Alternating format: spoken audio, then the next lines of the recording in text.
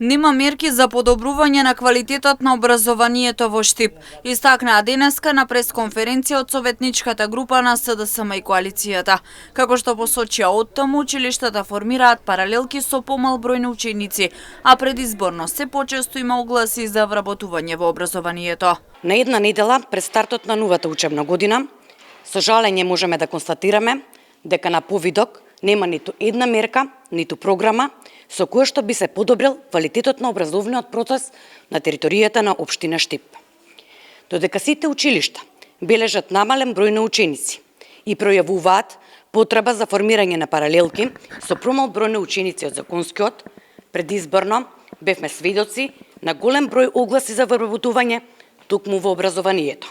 Од СДСМ и коалицијата истакнаа дека и во основниот буџет на општината не се предвидени средства за обнова и санација на училиштата.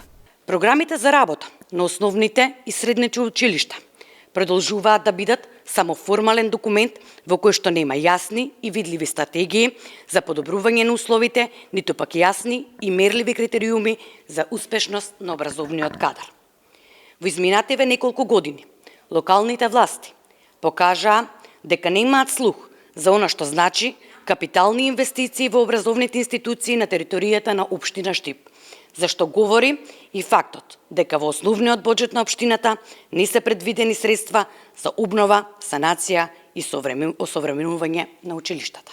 Денеска на 66-та седница на Советот на општина Штип, сите основни 3 средни училишта побараа дозвола за формирање паралелки со помал број на ученици од законски предвидениот.